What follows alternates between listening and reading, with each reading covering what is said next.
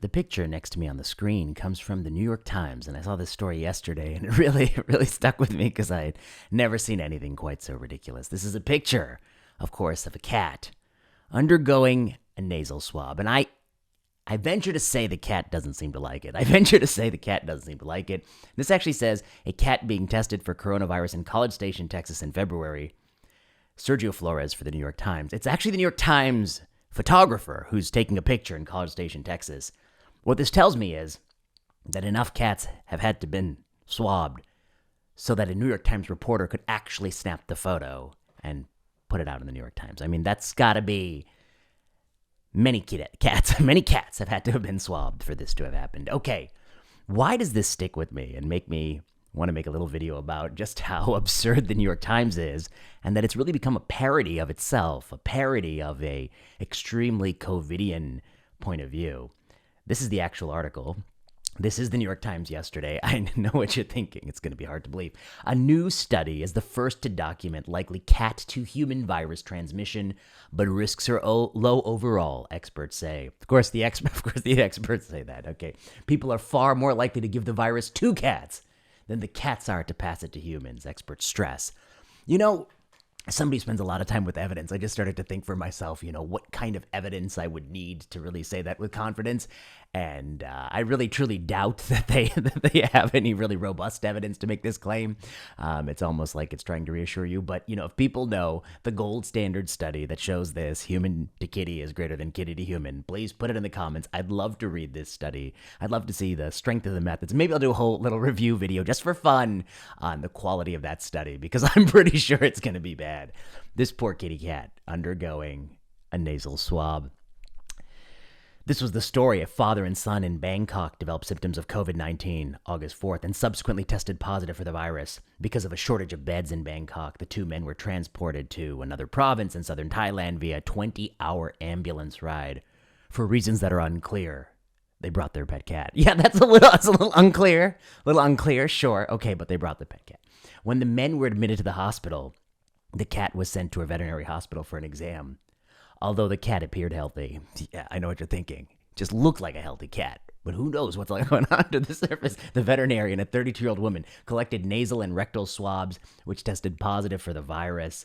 While the veterinarian was swabbing the cat's nose, the animal sneezed in her face. The veterinarian was wearing gloves and a mask, but unfortunately, lamentably, no face shield or eye protection. This is just ridiculous. I mean, just ridiculous. Okay. But this is what blew me away. The CDC recommends that people who are infected with the virus avoid contact with their pets. If you're trying to stay away from people because you're potentially infectious, Dr. Wee said, just try to stay away from animals at the same time.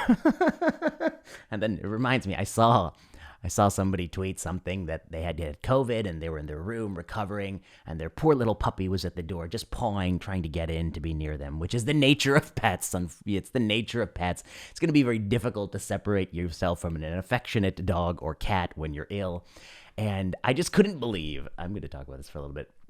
I just couldn't believe the CDC actually recommends this. I think it's the dumbest thing I've ever heard in my life.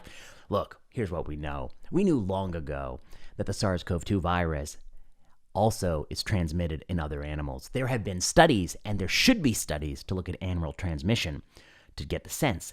Is it spread in deer, in cats? What is the seroprevalence in deer? We saw those studies in the fall. Those are very useful. The moment you see that, you know this is going to perpetuate forever. It can never be eradicated. It's got multiple animal reservoirs. You also know the extent of the spread in other animal species. That's useful information. As part of research, it's useful for research. But the diagnosing and testing of your pet kitty cat as a clinical intervention for kitty cats, I think is really stupid. I mean, I don't know if you're going to help anybody with this.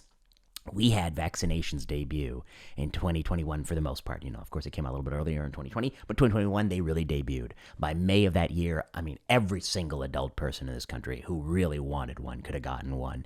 And there was really, at that point, I think, no reason to continue any restrictions whatsoever. You had vaccinated the vast majority of the vulnerable people. You can go ahead and let society return to normal and take all the benefits of a normally functioning society and not continue to pay that price. I think that was clear. It also emerged, I think, by the fall and into the winter of 2021, that the vaccine, although it still retained protection against severe disease and hospitalization, was quickly losing effectiveness against any symptomatic disease and transmission. And the moment that happened, the ethical prerequisite for vaccine passports and mandates was gone, poof, and they should have been gone too.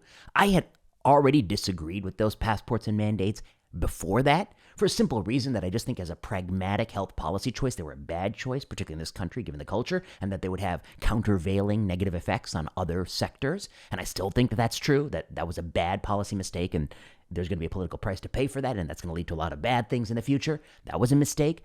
Even if the vaccine could halt transmission, it would have been a mistake to mandate it, in my opinion. But when you knew the vaccine couldn't halt transmission, it's a double mistake, because not only is it not the pragmatic choice, it's also ethically unjustified.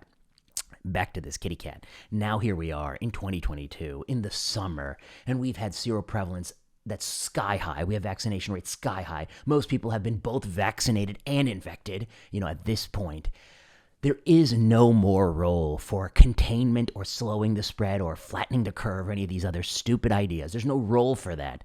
If you think masks work, there's no role for mandating because there's no role for slowing the spread. If you think masks don't work, and I think most mask mandates probably don't have credible evidence to support them, then, there's no reason to do it because it's superfluous and unnecessary. Testing travelers when they fly in and not when they drive in, I don't think that's necessary. And I also think it doesn't serve a goal because when you have a vaccine like this, 93 to 98% breakthrough is inevitable. Back to this cat. So it actually doesn't make sense that household pets would be kept at arm's length from you when you're ill.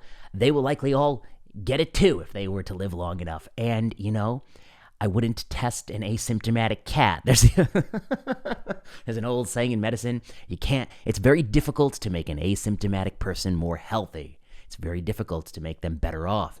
And I'm sure that's true for cats. I mean, I'm no expert on veterinary science, but I'm sure it's true for cats.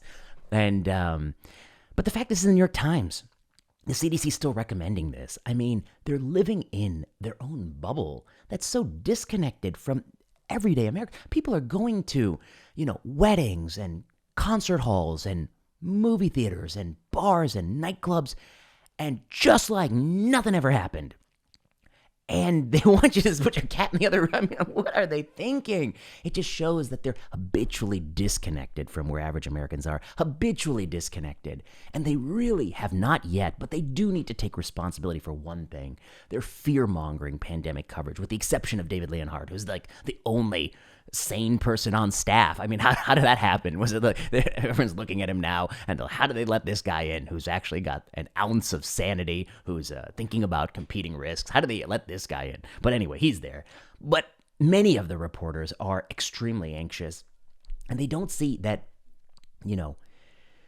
they have a job that you can do remotely from, virtually. They are probably in the socioeconomic brackets and racial demographic brackets of people who are mostly privileged and can work from home, etc.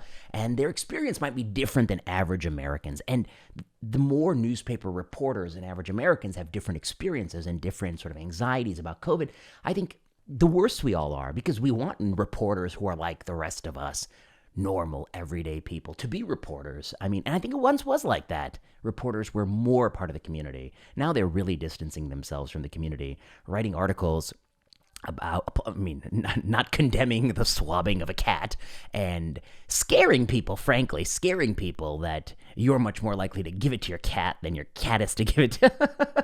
I really want to know the level of evidence for that claim that it's got unidirectionally down to the kitty and not up from the kitty. I just really want to see that. Please put that in the comments. Find me that study. I don't know where they're getting that. They didn't give a good reference, but I really want to know why they're saying that.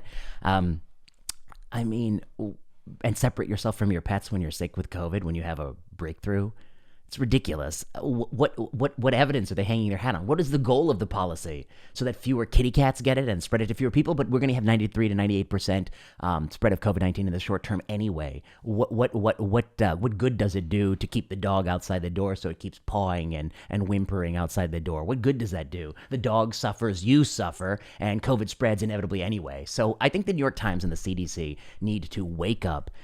The reason people are not going to trust public health is not, I'll say yet again, it's not the podcasters, it's not the YouTubers, not the Joe Rogans, it's not the Fringe. It's that you are actually advising in 2022, 1 year after a mass vaccination campaign, long after the inevitable is clear that everyone, 93 to 90%, probably due to some statistical dynamics, is going to get this virus. You're still advising people to put their pet in the other room, and some people are, as of February at least, are still swabbing kitty cats who otherwise appeared healthy. This is what you're doing. You don't think you come across a bit crazy? You don't think you come across a bit hard to trust in the future? You don't think so? You really got to do some soul searching. I don't know what to tell you. You're the reason why no one's going to trust you. You're swabbing the kitty cat and writing a newspaper. That poor cat. That poor cat. All right, that's all I got for you. That poor cat. I don't know. Steph Brawl once made one good point in my thread that a lot of people are also doing this to young children. I think that's terrible, barbaric, inhuman, but also driven by bad CDC messaging. That I have a lot of sympathy for.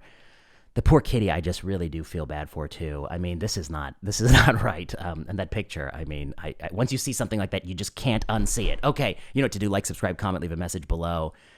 This is just my thoughts on this actual New York Times story, okay? It's not The Onion, it's the New York Times. Until next time.